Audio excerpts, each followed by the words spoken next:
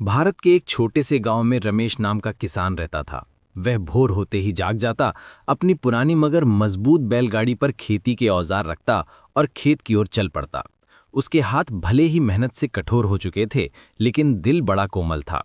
एक साल बारिश देर से आई, खेत सूख रहे थे, फसल मुरझा रही थी।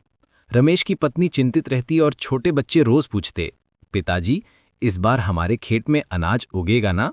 रमेश मुस्कुरा कर कहता, मेहनत कभी खाली नहीं जाती।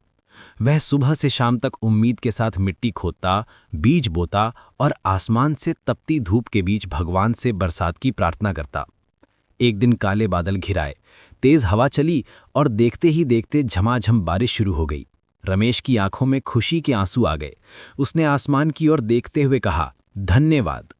दिन बीतते गए, छोटे पौधों ने सिर उठाया, फिर धीरे धीरे हरी भरी फसल में बदल गए। जब कटाई का दिन आया, पूरा परिवार खेत में आया। बच्चे कूद रहे थे, पत्नी हंस रही थी और रमेश गर्व से खेत की सुनहरी बालियों को देख रहा था। फसल इतनी अच्छी हुई कि गांव में बहुत दिनों बाद त्योहार जैसा माहौल बन गया। रमेश ने अनाज का हिस्सा गरीबों में भी बांटा। वह बोला, फसल हमारी मेहनत से उगी है, लेकिन खुशी बांटने से बढ़ती है। रात में जब रमेश अपनी खटिया पर लेटा, हल्की ठंडी हवा चल रही थी और दूर कहीं बैलों की घंटियों की आवाज आ रही थी। रमेश ने आंखें बंद करते हुए सोचा, किसान कभी हार नहीं मानता।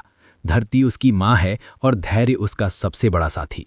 और इसी आशा के साथ उसका कल फिर एक नई सुबह लेकर आया।